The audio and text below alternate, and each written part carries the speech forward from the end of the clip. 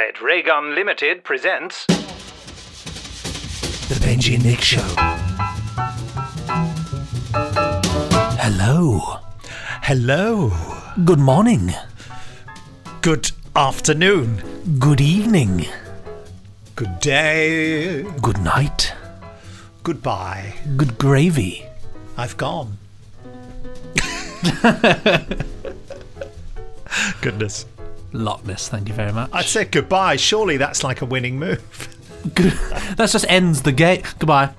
Goodbye. Goodbye. Finished. Not today. I was not prepared for the Loch Ness game.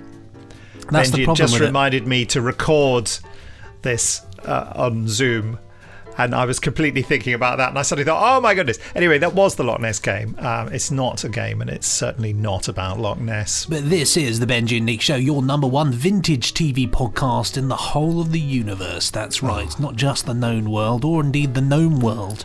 But we talk about cult TV, old telly, things you might remember, things you might be intrigued about, and we basically watch it and give you our thoughts, and sometimes save you having to watch it for yourself. I'm not Benji. And I'm not Nick. And I'm not Need. That was an old joke you did years ago. I liked that. I like the not Need joke. Yeah, we'll have to revive it. Yeah, that was it, being revived. Was it worth it? Let us know. Let us know. Let us gnome. Let us sort of gnomes. garden theme. Well, later on, after we've... Can I just voice a frustration? Yes, quite. I've got this glass in front of me. It's empty. Well, you better fill it up then. Well, I keep seeing it and wanting a drink. If it wasn't there, I wouldn't want a drink. You can have some of Liquid, mine if you not like. alcohol. Oh, thanks. Look at that. Only those who subscribe to our Patreon will be able to see this glorious... glorious... Of course... I feel like it's the starting sequence of Tales of the Unexpected. You should immediately take all your clothes off and dance behind that while someone twirls it around in front of the microphone. Don't do it! Yeah, Patreon subscribers get that as well. No, we do have a Patreon, don't we, Nick? Which is where you can watch... there are loads of different benefits. You can watch this podcast there, as well as the after party, which will be listening to you and getting you to choose what we talk about. Could be anything. Put us through our paces, let us know, but you can find that on the Patreon website. I think it's patreon.com/the Benji and Nick Show, isn't it? Yeah, or just go to patreon.com and search for the Benji and Nick Show. That should get you to us. And also, if you're already following us on Patreon, some of you will be listening to or watching this a week before everyone else. Early access, you see. That's the future, isn't it? So I already have the cover for this one we're doing today. Normally it comes later, but I've got the brilliant Colin Smith all primed to do things a week in advance. So it's like a well-oiled machine that's not as well-oiled as you'd expect. It's like clockwork, but the clockwork's slightly dodgy. But we get there. What are we doing today, Nick, anyway? Land of the Lost. I've got down that it's was it the 1970s or was it the 80s? It was the 1970s. Yeah. They did revamp it in the 90s. Did you have a look at that as well? I didn't know. They also did a film, I believe, in 2009. So, starring what's his name? That really annoying comedy actor. Oh, Will Ferrell. Will Ferrell, yeah. Who does a great Harrison Ford impersonation. That's the only thing I like him for. His Harrison Ford impersonation is uncanny. He's one of those people. I find that there are select actors that are in so many things that you just sort of forget their entire existence after a while, because there's nothing. You don't look forward to what they're in. They're just in things, aren't they? It's like who's another one? Like Adam Sandler. He's one of those. You just think, oh, it's another one of his films. Okay. Well, I confuse him with Ben Stiller as well.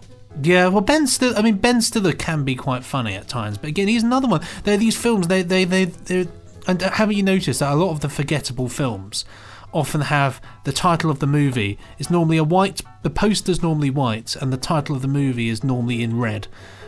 Very forgettable. I always used to notice it when I went to the supermarket and looking over, best is back when I bothered looking in the DVD aisle, and I'd look there and be like, well, who does now, well, how often do I go to the supermarket that has a DVD aisle anymore? My wife goes to the supermarket, I don't. It's just a different age. But yes, anyway, we're just going down this very crazy tangent here. It was 1974. 1974, good lord. So it was the same time as The Time Warrior, or Death to the Daleks, indeed. Yeah. And our special guest reviewer, of course, Shelley Dean, will be in the driving seat for this one because this was her suggestion. About time she suggested an American show. Our dear friend Jamie Anderson may or may not be turning up. No idea. Not a Scooby-Doo. Who knows? He's an international man of mystery.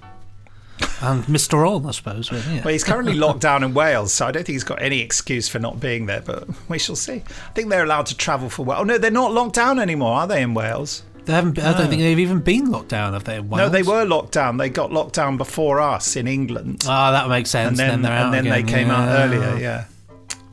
Well, I was going to say in a moment your email sent to podcast@nicholasbriggs.com, but first let's talk about Patreon. But we've already talked about Patreon. It's a bit of a higgledy-piggledy opening today, you know. There's just loads of things on there, as well as the early access stuff. You can listen to exclusive commentaries. We've got us doing a commentary on the Sontaran experiment on there, which you can listen to now, which is great fun. Cat Weasel's coming up, isn't it? Yeah, we're doing a Cat Weasel. Mayhap. Interesting enough. Newsflash. Pardon? Newsflash, Cat Weasel. Yes, well, this is very interesting. The trailer's actually been out for quite some time. I'm surprised it slipped under the radar. Wow. But Terry Boniface sent me a link on Twitter with the Cat Weasel official trailer. Now, it's a German version of Cat Weasel, a movie that they're doing. And I have to say, speaking as the official online Cat Weasel fan club, there is an official fan club, and they're much more organised than us. They've even got statues of Cat Weasel. I have to say, I think it looks quite good. It does. I mean, they really clearly love the original, and they've done everything possible to recreate it. I mean, he's got the same costume, the same beard, the same hair. It's absolutely, you know, even the same shoes. And the boy's even got red hair as well. Carrot, I presume. I don't know whether they call him Carrot or the German equivalent. What is the Carrot German in version German? Of Carrot. Google translate that. I don't know what the German for carrot is. Carrot. Das Carrot. Yeah, I was going to say it's one of those words that will be almost. Or the same. You can also be. You can also say die Möhre, allegedly die Möhre, whatever that means. Carrot as well, yeah. But whatever that means. Whatever that means, I'm literally talking about it. But I think it looks quite good. It's sort of quite playful. It's true to the original. I mean, the thing is that Cat Weasel was huge in Germany, absolutely massive. Oh, was it? That's why this has happened then. Yeah. Absolutely, it's like it had a massive following here, you know, when it was on, but it sort of lived on more so in Germany, and so really? it makes a lot of sense that they're doing it. But I think it looks fun. You know, as most remakes of things go, I normally have the same stance, which is let it be. You know, don't stir up things and remake them if they don't need to be remade. But actually, I have to say, it just looks quite fun. Makes me wish I was German. Yes, well, I shall be watching it probably with subtitles, but even the trailer, you can understand the vast majority of it, which is quite good. I love the trailer as well. It brought tears to my eyes. I thought I love the love and attention they put into it. Anyway, do you want to read the first email? Yes, this one's from the German Cat Weasel Club. Shut up, it's wrong! No, it says here, this was sent by Adam Turnbull. It was sent on the 25th of the 11th, 2020, in the year of our Lord 2302, in the future. And the subject of this one is RE Ext RE, whatever that means. Who knows? Just wondered if you talk about the amazing Mr. Blunden for Christmas. It's a great film for the time of year and doesn't get the recognition it deserves. It's also a great film to talk about this Christmas time.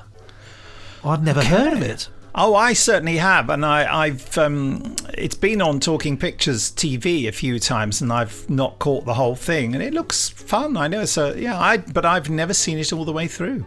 Well, we'll look into that. The amazing Mr. Blunden. We haven't done a festive selection this year. We did Box of Delights last year, didn't we? We did. Well, so it's not quite Christmas yet. It's not quite Christmas yet. Yeah, who knows what we'll do. One of our favourites here, Neil Allen, writes in, the subject matter is the terrifying Terranauts. And this was sent on the 23rd of the 11th in the year 1800. Oh. Bit of trouble from Napoleon going on there, I imagine. Written with a quill, I hope. Not to be confused with Quilla. Actually, yes, oh well. That squeaking noise I was making was meant to be a quill, but it sounded like someone was gently applying pressure to a mouse. Hi guys, with the drawing in of the nights and a winter chill in the air, TV seems to get a lot better. I think it's because they expect more people to stay indoors, so put out their best shows. I mean, you might have noticed that I keep doing this with my mouth because I've just had a tangerine and I have this very unsavoury habit of eating the tangerine skin. Oh, that's vile. Why would you do that? Oh, well, I have told the story about as in the peel? Yeah. I've told you the story why I eat orange peel. I can't remember. It's ghastly. Why Everyone out there's going to go, Benji. The story is this, that when I was a kid, my mum would say, come on, it's time for bed soon. And I'd say, oh, well, I'm just having an orange. And she'd go, okay, well, eat your orange, and then it's time for bed. So in order to eke it out, I ate the orange as slowly as I could. And she, as long as when she looked over at me, if I was still chewing, she'd think, all right, I'll leave him for a while. So I started eating the pith from inside, the white stuff inside the skin, just eating it at that. And I got so used to the bitterness of it that eventually I just thought, I'll just eat the whole thing. So now I can, which is why there was a challenge to eat a lemon, wasn't there? So I can eat a lemon. Yes, I remember that. I can just eat a bit of lemon, skin and all. How bizarre. So I do that now, and I will have an orange or a tangerine or a satsuma or whatever, and I'll keep the skin, and then for the next few hours I'll just nibble on the skin. Apparently it's very good for you. Well, I do the same with plastic packaging. I just eat through it, and it's fun. Tin cans. That's what I'm working on. Yeah. Jaws. Baked beans coming out. Shards Neil, of metal. so sorry, Neil. Back to you. I've been really enjoying watching the BBC's Dark Materials adaptation and Netflix's The Crown. Have you two been watching these two shows, Benji? The answer's no, isn't it? I started The Crown a while back, but haven't caught up with it. BBC's Dark, no. But as I said last week, I have watched an entire Netflix drama, which is The Queen's Gambit, and I loved it. So maybe this is a new avenue for me. Who knows? It's got very retro elements in it. That's why you liked it, I think. Retro certainly elements. has. Yeah, that certainly has. It was just, but actually, it was just very good. It wasn't my favourite. It's the 50s. I like the 60s, but not my favourite time. The 50s, as we've discussed before. Well, it's mainly in the 60s, though, isn't it? It's like flips halfway, doesn't it? Sort of. Yeah. That early 60s still is the 50s, and then it gets proper 60s later. Yeah, but I dig it. I thought it was good. Good series. Great writing, great acting as well. Everything about it was just very good. Brilliant. Loved it. The Crown. My opinion of The Crown is that it's a soap opera. But it's a really classy, expensive soap opera. But it pulls all the same tricks as soap opera, I'm afraid. It's trash. It's the Queen real. is Hilda Ogden. I mean, it's just that was my Hilda Ogden. I hadn't just sat on something. Yeah. Oh yeah. With her geese on the wall. Yeah. The ducks or whatever. Muriel. That's the era of Coronation Street, I remember. Mrs. O. It is trash. I mean, I think it's beautifully done and everyone has acquitted themselves perfectly. I'm cross with Gillian Anderson for doing the old Margaret Thatcher right from the word go, although the old Thatcher voice she does is great. I think the performance is good. But the thing about Mrs. Thatcher is that she was different when she started out, and I am annoyed with them for the lack of accuracy there. And also, they didn't really concentrate. I don't think the miners' strike was in there, was it? Which was a huge thing. Sweep that one under the carpet, didn't they? Yeah, and the poll tax riots, which is really what led to Thatcher's dethronement, really, where a bit of politics here, folks. The natural extension of her philosophy was that everyone should pay the same for public services. So even if you were living in a stately home, you paid the same as someone living in a council house. And that, the British people went with her crazy, horrible, offensive ideas until that point. And then they looked in their wallet and they thought, no, Thatcher, we reject you because you're making me pay more money. Suddenly she discovered that they weren't really on her side. They were just on her side, if it benefited them. But no, then they rioted in the streets. There were cavalry charges in Trafalgar Square. It was a really serious business. It rocked the country, and The Crown did not cover it at all. I think that's unforgivable, personally, to miss out that. And the miners' strike. What are you talking about? But instead we had to watch Princess Diana going, me. Anyway, and Charles going, flapping his ears, Anyway, there goes my night. After a few hours, what about Dark Materials? I've got to carry on with it because I love the books, but I actually got really bored as episode 2 of the latest series. I mean, just properly yawning and nodding off. Maybe I was just watching it the wrong time of day. Just mentioning it's making Benji go. After a few hours of brand new expensive stuff, I feel the need for a bit of vintage TV or film. Yes. I'm always looking through the schedules and Talking Pictures. And Talking Pictures TV is a real goldmine for quality vintage films and television, and my recorder is always primed and ready to record anything that takes my fancy. So I sat down to watch the vintage 1967 film The Terranauts, made by Amicus, the same company behind the Dalek films. And The Skull. And The Skull? The Skull of the Marquis de Sade? I was expecting something gritty and dark. Something like the Quatermass films. What I got was Carry On, Quatermass. Which I wish they'd made, quite frankly. Can you imagine? That'd be great, wouldn't it? Oh! It's a big one. It's got Simon Oates from Doomwatch and Charles Hawtrey from all those Carry On films, and playing a comedy tea lady was Rosa Klebb. The killer with the knife shoe from Russia with Love. Real old bag. Thank you. I was mistaken in this, as it was actually Patricia Hayes. Oh, you thought it was Rosa Klebb as Patricia Hayes, who I now recognise as the nice witch from the film Willow. But they are way too easy to mix up. As well as a cast as random as a box of Quality Street chocolates, other highlights include an alien spacecraft stealing a garden shed while the cast are inside having a tea break. I know this would be terrifying for Nick, as he spends a lot of time in his shed drinking tea. Not at the moment, but a new one's being built. A robot that looks like it's been made as part of a primary school art class.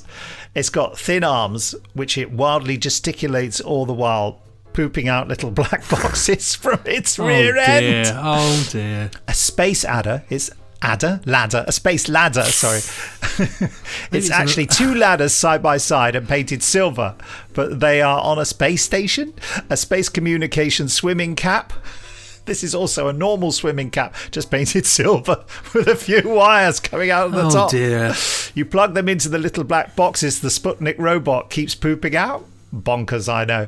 An early appearance of a Banksy artwork. It's meant to be a very primitive cave painting on the side of a French quarry. However, I don't think primitive man had access to spray paints. However, the climax of the film is the space battle at the end. It must have been done on a budget of a few pence. The space battle station, without giving away too much, really is a sight to behold. I think this may be made of part of a Blue Peter build project sometime in the 60s. The shed and the robot don't survive, but Earth is saved, and everyone has a nice cup of tea at the end. You've given away the ending, Neil. I don't know why I haven't seen this film before, but it's definitely a classic, and will be staying on my recorder for a while. Well, I would like to see it. Incidentally, does Nick know who will be playing him in the final series of The Crown? Oh, me? Because I met Prince Charles, yeah. I'm thinking of the pivotal moment in Prince Charles' life when he visits the BBC Wales studio and gets to use Nick's ring modulator. And he's that nervous he can't bring himself to say exterminate. Fluffs his words, causes him to lose confidence in his abilities as a future king. Oh, I see. I thought you meant me. Good series arc there. Yeah. Well, actually, I can't remember what I've ever told you, but when I was told that Prince Charles might like to have a go. So I said, would you like to have a go? No. And then he'd clearly never seen Doctor Who before, because if someone gives you the microphone to say something in a Dalek voice, what are you going to say? You will obey, exterminate, we are the masters of Earth, something. And he just went, one false move. The Daleks, well known for their catchphrase, one false move, one false move. You have to slip it in now. They might have said that in the first Dalek story because they were quite emotional. One false move. and the dolls will die. Imagine if it turns out that that was his memory. You never know. I mean, it's highly unlikely, and quite frankly, that's just someone who's never experienced popular drama culture. Just thinks, people say things like "One False Move." He was remembering a gangster story from the 1950s or something, wasn't he? We need to get the Queen having a go now. One false move. No, not you as well. Now, Neil is still talking about casting. I'm thinking some really left field casting to play Nick. What about Zelda from Terrorhawks? Identical. Too beautiful. Blink and you miss it. I'm much uglier than Zelda. Always loving the pod, Neil. There you go. Thank you, Neil. Well, you got one here from Simon Colnett. Yeah, I sent you this one before, didn't I? You certainly did. Sent on 22nd of the 11th, 2020 in the future, 2201. Subject is Quiller. Hi guys, you might be interested in this. It's sort of a missing link between Dangerman and The Professionals from 1975, with directors from Blake Seven, and obviously being 70s BBC, it's half and half film studio VT. So a bit variable, but lots to enjoy, including Lala Ward attempting a US accent, which is in the penultimate episode. That must be awful. Most of the stock footage outside an ITC show, and lots of foreign filming, mainly Malta standing in for every hot country, and Germany representing Germany. I'm pretty sure it's not officially released, so might disappear from YouTube at any moment if there's a copyright claim. Shh, don't tell anyone. So this is, for those of you who don't know, this is Quiller, a TV series. I watched it. I thoroughly enjoyed it, actually. Yeah, I watched really 1.5 episodes. There's something about it that's got, it's a bit moving and shaking. It stars Michael Jaston as a sort of spy in there. It's very it is what you expect, isn't it? People in the BBC saying, we need a sort of James Bond for television. Yeah. What about that chap Michael Jaston? Yes, we'll get him in. Yes. He's handsome and been in films. Yes, we'll perfect choice. I tell you what, we could go to Malta and film. I mean, it's quite get a good deal to go there. Could double for anything. Marvellous. Exactly that, isn't it? I mean, I would say, having watched an episode and a half, I enjoy watching it, but it is terrible. It's really, really badly written, isn't it? It's pretty clunky, isn't it? The stories are terrible. And the characters are terrible. And Michael Jaston, bless his cotton socks, he is completely without charisma and runs very... I mean, if he was in a movie, they'd have someone to do better running than that. Like Roger Moore never did his own running because he never looked good running. And Michael's sort of like... It's a bit of a BBC job, isn't it? It's the classic thing, though, of people sitting around, a great idea. Did it translate? I think the idea was stronger than everything that came afterwards. Really. And even all the filming that they do on location is really badly shot, isn't it? It's not good film stock. It's quick, isn't it? It's just bish bash bosh. There's no interesting shots. It's just absolute pants, and it's got good casts though, hasn't it? But it is watchable. That's what's funny. Yeah. You watch it, you think, it's awful and watchable. I'll stick with it, and it's got great music, lots of good stock music, and you get sort of like some kind of, and also the music quality is like, it's like they've dubbed it off someone else's cassette, isn't it? It's kind of like, so you get a scene with very crisp sound videoed in an office. I go, well, Quiller, you can almost hear all the saliva, and it's right, and then suddenly it's like, you think, who put the transistor radio on? Oh, that's meant to be incidental music. Oh, it's the music.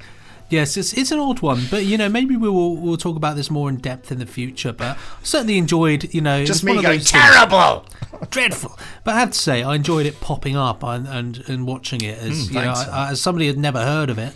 I appreciate that. So Simon, thanks for the recommendation. It explains what it is here, doesn't it? Yes. Well, I sort of summed it up, didn't I? Really? Yeah, you did really. Yeah. Michael Jaston playing spy under the pseudonym of Adam Hall. That's the writer. Elliston Trevor, who featured in a series of Cold War thrillers written under the pseudonym of Adam Hall. There we go. Yeah, there you go. Should have stayed as a Cold War spy. Right, shall we call in Shelley Dean to discuss The Land of the Lost? Yes. I'm now sending her an invitation to this Zoom. The Lamb of the Lost. So, Shelley, hello. Hello, boys. How are How's you it guys today? going? Yeah, good. Yeah, you okay? Going. You look like you're sort of wearing kind of Austrian national dress or something. Lederhosen. What? No, it's No, a shirt with Dirndl, is that it? Dirndl. It's got a vest over it. I don't know. I'm sorry, it's very shirt. sexist of me to comment on your appearance. And Benji and I never mention each other's appearance, do we? No, that's Actually, right. I'm going to take my don't. jacket off. I've got hot now. It's I've got a really, hood which really might cold fit here. over It's my my- lederhosen, isn't it? That's what's happening. Yeah, I know. Yeah, that's that kind of hot. Yeah. No, so I put my radiator on full and closed the door, and now I've just reached a peak. It's Benji, you've got your hoodie on. Now he's a monk again. He's gone back into his Halloween Back into costume. the wisdom. It's just weird wearing a hoodie with headphones on. It just Makes you looks look like you've got like the world's massive head. you've got a sort of oval head on its side. Hello, the hunchback. Like the guy in Family Guy, the baby in Family Guy. Oh, yes, who has that- Stewie. Yeah. I've never really watched it, but I'm sort I of love aware of Family it. Guy. I love Seth MacFarlane. Love his brain. Yeah, brilliant. He did the Star Trek rip-off, didn't he? Yes. What's No, it called? homage. Not a Oh, rip yeah. off. It's an homage to Star Trek. Yeah. Have you watched it? Yeah, I love I it. love it. What's it called? We can't remember the I can't name. think of the name of it right now. I keep wanting to say The Fulcrum, and it's not called that at all, is it? What is it called? You always go on I'm gonna about it, have Nick. to. Yeah, I'm going to have to look it up on Apple Television because that's where I The bought Orville. it. The Orville, that's it. I was thinking Orbach, and I'm like, no, it's not Jerry Fulcrum. Orbach. What's the Fulcrum, for crying out loud? Ah, yes, the Fulcrum. I remember that series. Yeah, I love the Orville. Are they not making it anymore? Yeah, I think with COVID, everything gets pushed back, pushed around, so I do believe they're doing another series of it. I hope so, because I love that show. Yeah, it's 2 series they've done, isn't it? Yes, I think so. It got I'm very all confident. serious. Yes.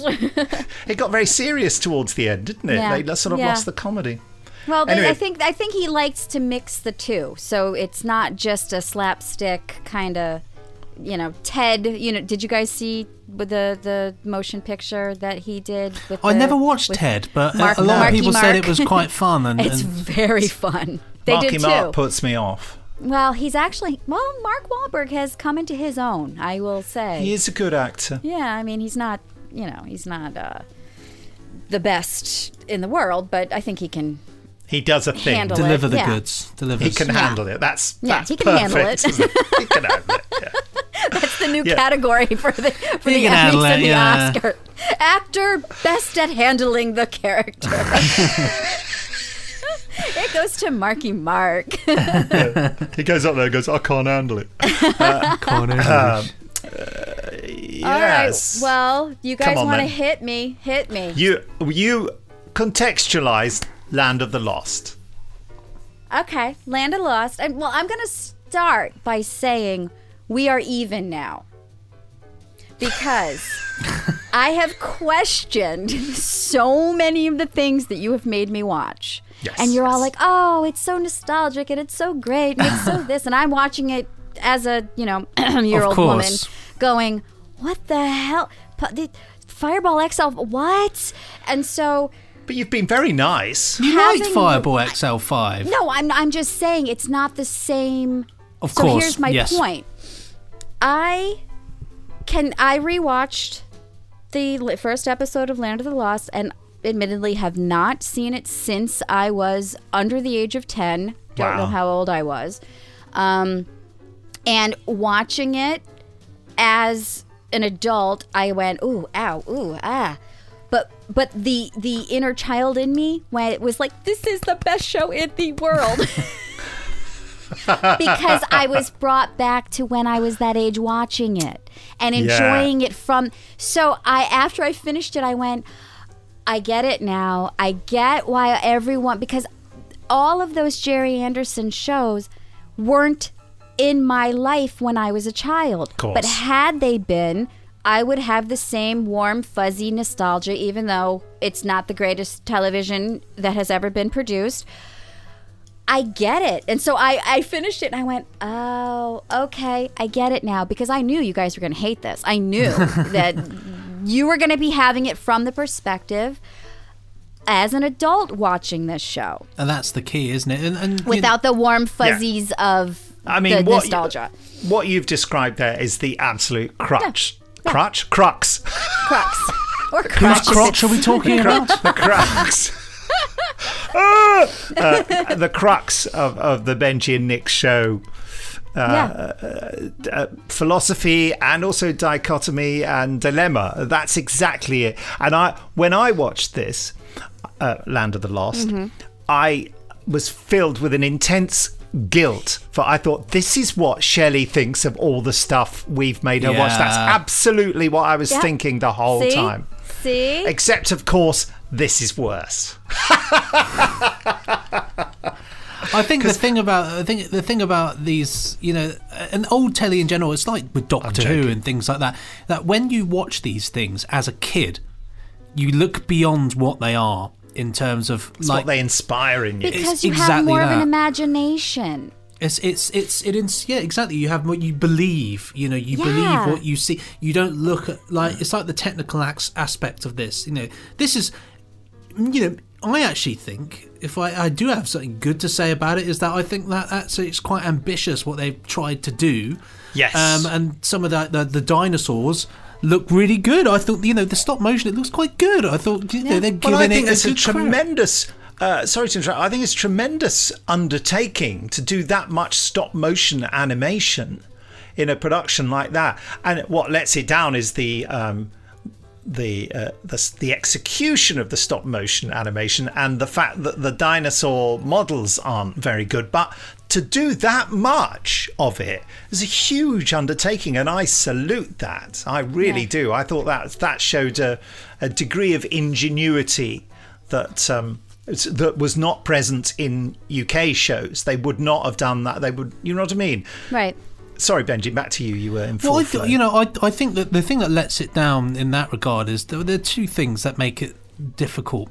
Firstly is, and I don't know whether they improve on it later on, but they never really have them in the same shot as the dinosaurs. It's always, here's the dinosaur coming. You see this doing that, then it cuts to them running away, and you never get that one shot. So maybe there were a couple that, and it made me chuckle, was when Chaka and Will, I think, were hiding behind the rock when Grumpy came, and they were down, and there was a part where it was like they popped up to look, and it was so... And the dinosaur kept going down, and they jumped down and again. They did there do was, that. There were, and it was not, obviously, there was a bit of the cave where they run into the cave for the dinosaur really chase them. But Dad and Holly run into the cave, but Grumpy bit off the basket, the cage. The basket that they were going to bring Chaka up in, and so Will grabbed Chaka and they ran behind the rock.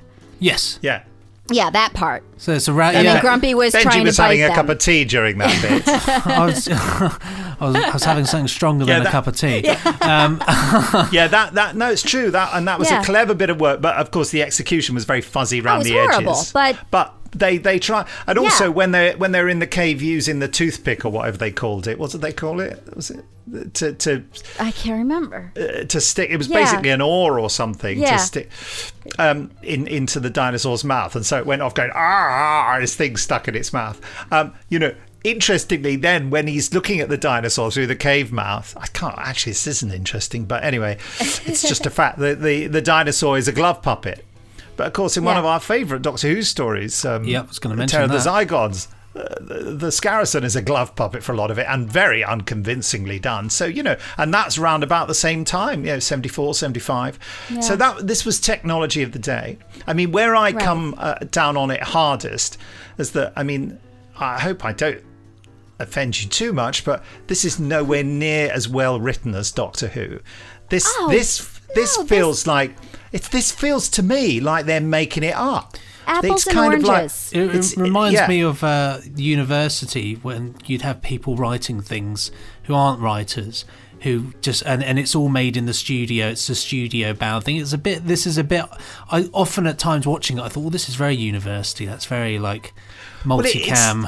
It was like but it was like a sketch, wasn't it? All the scenes were done like they were doing a sketch of a show where people get trapped with dinosaurs. It wasn't like done like the full thing, and it's almost like they said to them, right, you're in a situation, a dinosaur's just chased you, and you come here and you find this little monkey person and you give them, and all this, and it just didn't feel like they were actually, I mean, which makes it sound like it was sort of realistic, but it didn't feel like they had lines to say. There's a British kids show that Benji's aware of from the late 60s, early 70s called Freewheelers, and that had exactly the same feel to it. It's like, and it never had a script credit as well. It only ever said story by, and it just always made me think that they just gave them a vague scenario, and they all just went, "Yeah, it's mysterious, isn't it? We better, do the thing, so get a coffee, fine." And it just feels like they're making up. And this is what this feels like. Right. It just feels like no one wrote a script. No. Well, it does flesh out as the story goes on, and you find out why and how, and that it's a dimensional portal that they fell through, and then there the characters that aren't in this yet that are my absolute favorite are the Slee Stack, which are very reminiscent of the Silurian.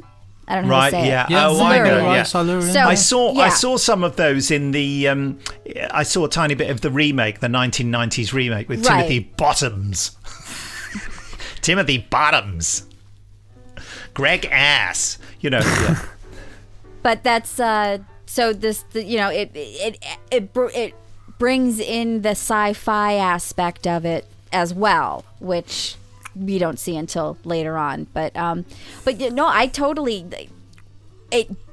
For me, it was watching something that, as a child, none of what you guys just said mattered. Absolutely. None of what you said mattered, because Totally. as a kid watching it was, there's dinosaurs and there's the Chaka. I wanted a Chaka. I wanted a Chaka of my own so desperately. Chaka is sort of like a pre-man, like a Neanderthal, I would say.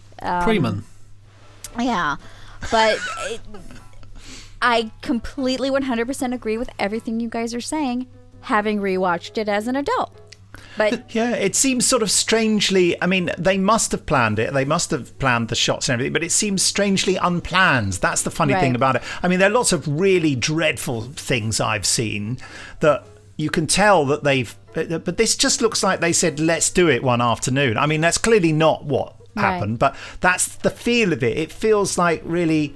And yet then suddenly you've got a load of stop motion animation, which of course, if anyone knows anything about stop motion animation, it's extremely painstaking and time consuming. Especially claymation.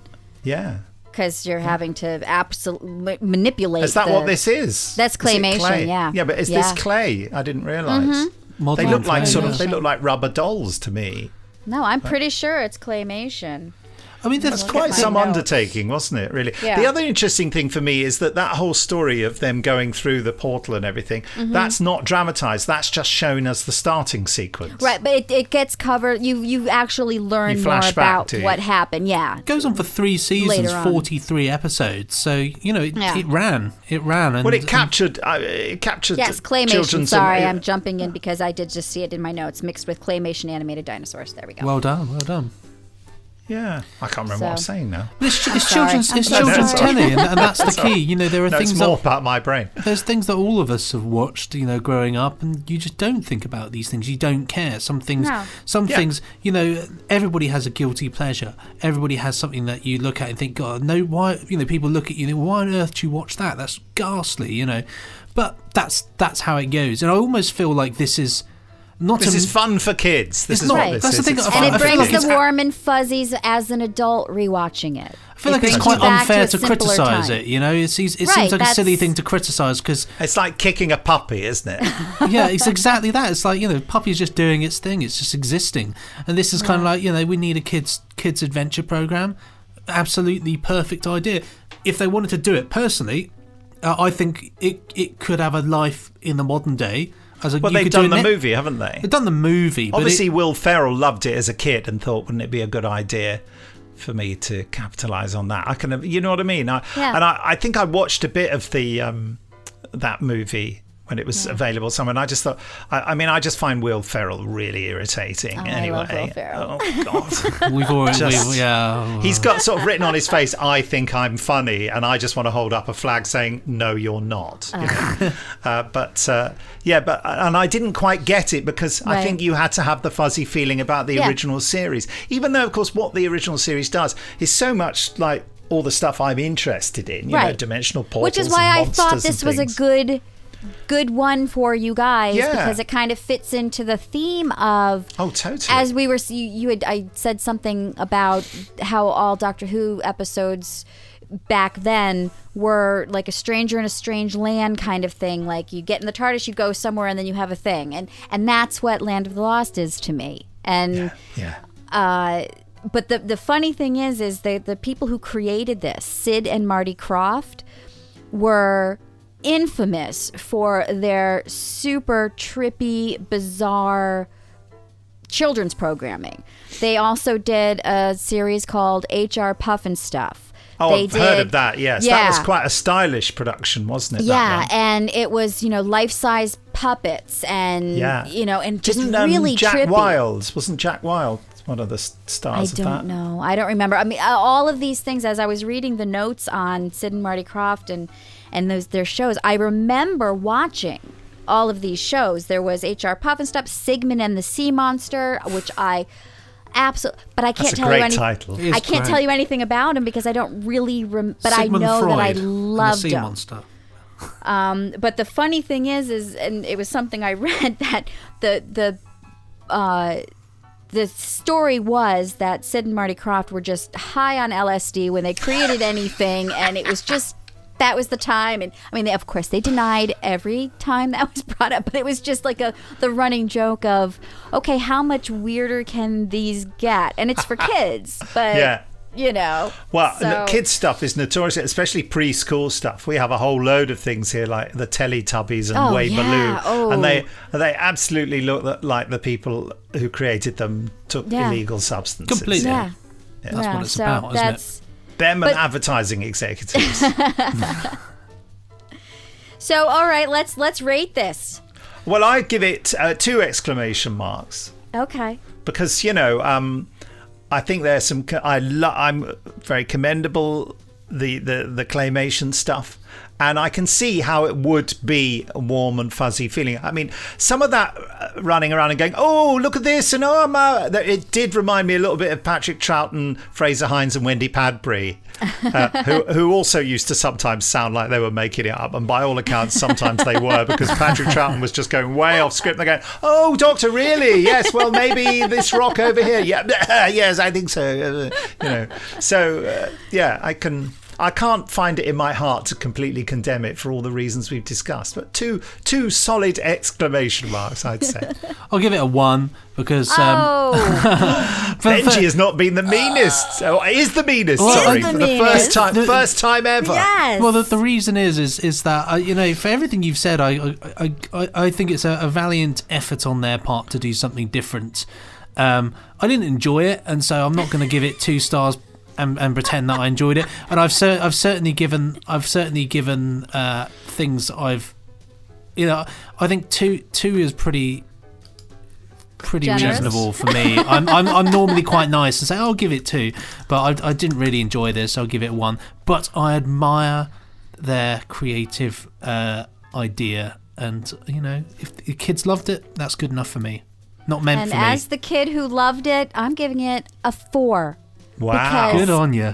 It's, for me, and I can't stress this enough, I finally get how this has been working. You guys having me watch all of these old British shows that people have all this nostalgia for, and I'm kind of going in going, huh, what? That's what it's about. That's why Right. You've been remarkably understanding about it all. But now I really, really get it. So I'm so pleased to have been able to share that experience with you guys, because, we watched Happy Days as one of my suggestions, but it's not the same because it's something you guys knew. I mean, it's in the.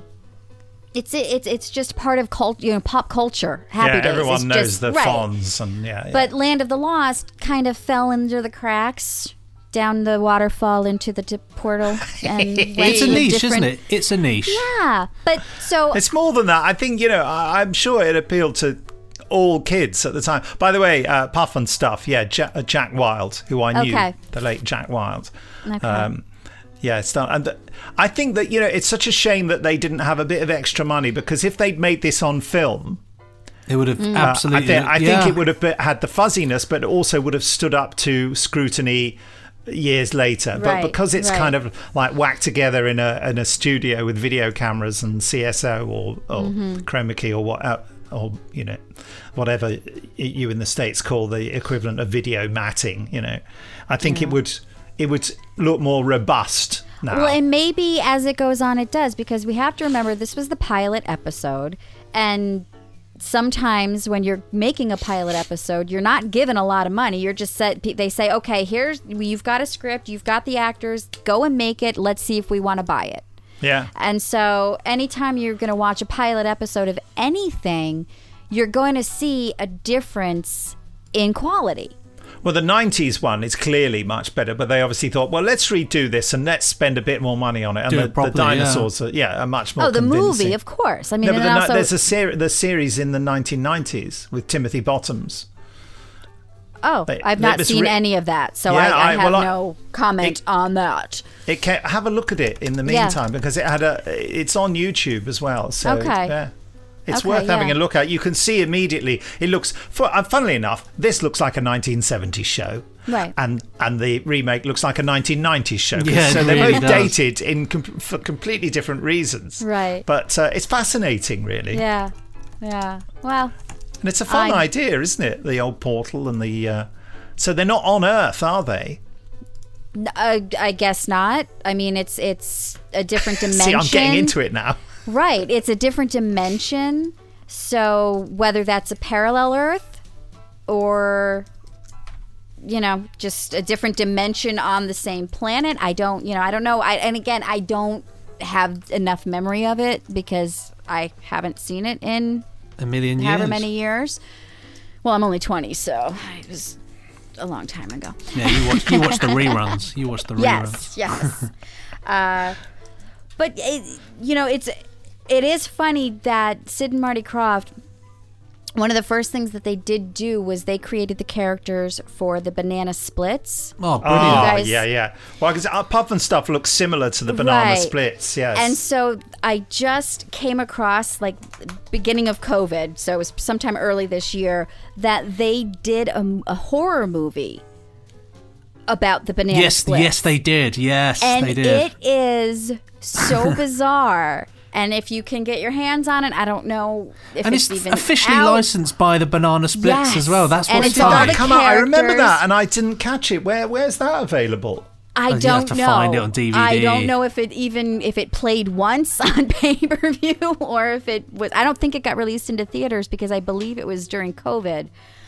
So nothing was getting released into the theaters. But it's I did get to see it, and it was very disturbing because as a child, you have these memories of these characters, and then la la la la la. Yeah. I loved the Banana Splits. They used to show it on the BBC Saturday mornings. So that's Sid and Marty Krofft. They created those characters. You can see the same influence. Yeah. Right. Certainly, just look as we were talking. I was looking at Puff and Stuff. Which I never saw. I was aware of because I knew Jack Wilde and his wife. He would go to big conventions and signings and things because and Puff and Stuff, as well as Oliver. He played the Artful Dodger in Oliver in the big musical in the 60s. Oh, okay. So that was Jack's bread and butter, going to these cons, and people loved him because people loved Puff and Stuff. And he was the boy in it. So yeah. The boy with the knack.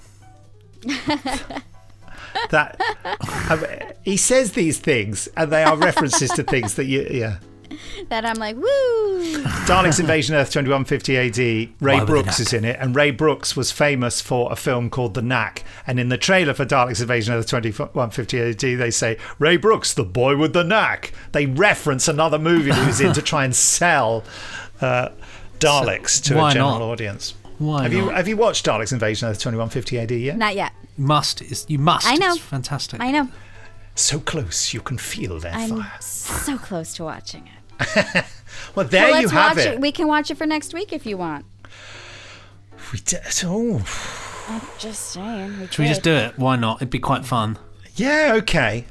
Yeah, and Colin Smith's going to go, well, blimey, I've already done a cover with that in it. He's going to have to do another But one. not with featuring Shelley Dean. Yeah, No, well, he flat has. out He on did that it for cover. the Doctor Who and the Daleks. He also, I said we talked about it a bit. But it's fine. Colin can cope. That was can my cope. bad. C is a I master. missed all the cues of you guys telling me to watch both. Yeah, well, we do ramble on I a bit. am a blonde. I will use that as my excuse. So am I. You just can't tell. Well, that's Right what we're then, going to do. well. I have invited Jamie, but the chances of him seeing the invitation are fairly slim, I would A million say. to one, they say. That's from War of the Worlds, the album. I'm now sued by Jeff Wayne. Well, So if is Jamie going to turn up? well, why don't we? If he doesn't turn up, we can keep Invite him to the after keep party. going, and Yes, maybe you he'll can just join turn the up in the after after party. party. Yeah, that's true. Okay then. Well, there's Alrighty. no Jamie Anderson. He may be in the after party. In the meantime, I think it's Time to. well, we've told everyone You guys about did Patreon. it all We've done Is it there all. anything We've you sold want, do you it. want to say anything about Patreon? I wasn't there, so come join us on Patreon. Then you can see what the after party's all about. Yeah, and you maybe can- you'll get to see Jamie. Who knows? Whose knows? Oh, my glasses have fallen off. Who What a- knows? What a state I'm in. Well, from what a me, beautiful Benji B, it's could be. And from me, Nick B, it could be. And for me, Shelley Dean, it's goodbye. Pressing stop now.